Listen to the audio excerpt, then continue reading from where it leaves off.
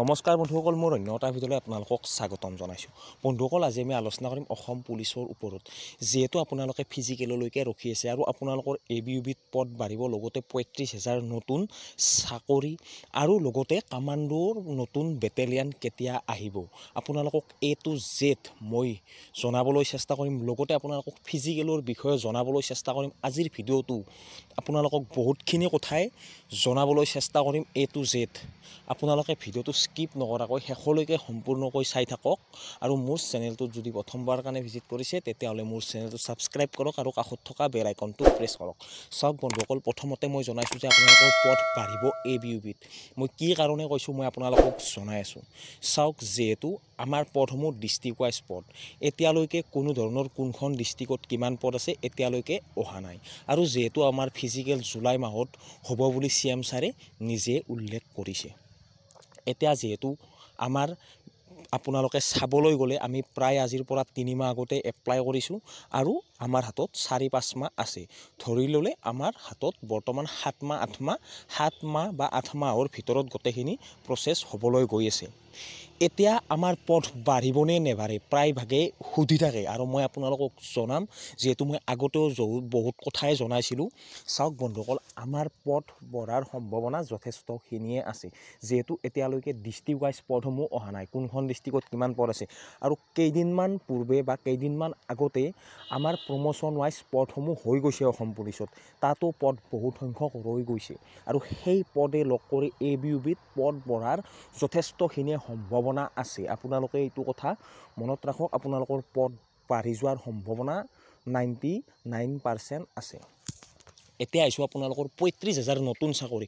এইকেইদিন প্ৰায়ভাগে কৈ আছে যে 35,000 নতুনকৈ আকৌ চাকৰি আহিব, কামাণ্ডো বেটেলিয়ন আহিব নেকি। চাওক বন্ধুসকল, প্ৰথম কথা 35,000 নতুন চাকৰি নাহে। তাত কৈছে কি যে 35,000 এপ্লাই হৈ গৈছে, 35,000 চাকৰি তেওঁলোকে দিবলৈ সাজু হৈছে। এইবাৰ আকৌ আপোনালোকে পুলিচতে 3rd গ্ৰেড 4th গ্ৰেড বহুতখিনি পদত এপ্লাই কৰিছে, তাতে 35,000 পদ আছিল আৰু সেইখিনি পদে অনলাইন হৈ গৈছে আৰু নতুনকৈ পদ এতিয়া নাহে। সেইখিনি পদৰে এডমিট কাৰ্ড দিবলৈ বাকী আছে। বিজ্ঞাপন নতুনকৈ নাহে 35,000, এইখিনি 35,000 বুলি তেওঁলোকে জনাইছে। কিন্তু নতুন পদ বুলি বহুতে কৈ আছে, কেতিয়া আহিব 35,000 এইটো কথা নহয়, এইটো ফুল ৰং ইনফৰমেশ্যন। তাৰপিছত আহিছোঁ লগতে নতুন কামাণ্ডো বেটেলিয়ন। চাওক বন্ধুসকল, আপোনালোকে গমে পালে কামাণ্ডো বেটেলিয়ন 10টা কামাণ্ডো বেটেলিয়ন গঠন কৰা কথা আছিল, 5টা কৰিলে, 5টা বাকী আছে। আৰু এই 5টা কামাণ্ডো বেটেলিয়নো আপোনালোকে 2024 চনৰ ভিতৰতে দেখা পাব বুলি আমি ভাবোঁ। কাৰণ যিহেতু 10টা কামাণ্ডো বেটেলিয়ন গঠন কৰা আছিল আৰু যিহেতু অলৰেডি এইকেইটা কামাণ্ডো বেটেলিয়নৰ POP অনুষ্ঠিত হৈ গৈছে, এতিয়া আপোনালোকৰ নতুনকৈ কামাণ্ডো বেটেলিয়ন অহাৰ সম্পূৰ্ণ সম্ভাৱনাই আছে। আপোনালোকে ভালদৰে প্ৰিপাৰেশ্যন চলাই থাকক। তাৰপিছত আহিছোঁ আপোনালোকৰ ফিজিকেলৰ বিষয়ে।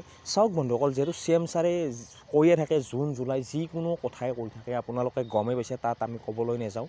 কিন্তু আমি এইটো কথা ক'বলৈ যাম যে যিটো মাহত ফিজিকেল হ'বলৈ যাব, যিহেতু ফিজিকেল এতিয়া নহয়, এতিয়া আমি ভালদৰে গম পালোঁ, যিহেতু ইলেকশ্যনৰ আগত কোনোপধ্যে তেওঁলোকে ৰিক্ৰুটমেণ্ট আৰম্ভ নকৰে। আপোনালোকেও জানিছে, সকলোৱে গম পাইছে।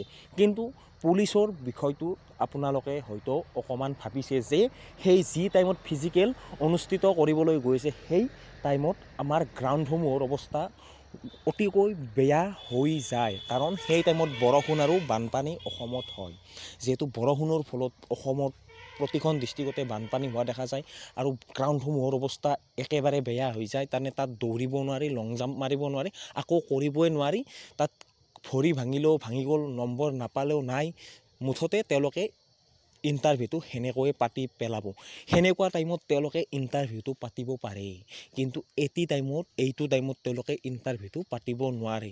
এতিয়া আপোনালোকে বুজি পাইছে কি কথা, গোটেইখিনি ক'ব নোৱাৰি, কাৰণ বহুতে ছাপোৰ্ট নকৰে আৰু বহুতে ছাপোৰ্ট কৰে। কিছুমান কথা ক'বলৈ গ'লে বহুত ডাঙৰ কথা হৈ যায়, সেইকাৰণে চব কথা খুলি ক'ব নোৱাৰি। আপোনালোকে এইটো কথাই ভাবক, এই টাইমখিনিত তেওঁলোকে ইণ্টাৰভিউটো পাতিব নোৱাৰে, কিন্তু সেনেকুৱা এটা বেয়া পৰিস্থিতিত তেওঁলোকে ইণ্টাৰভিউটো পাতিব পাৰে।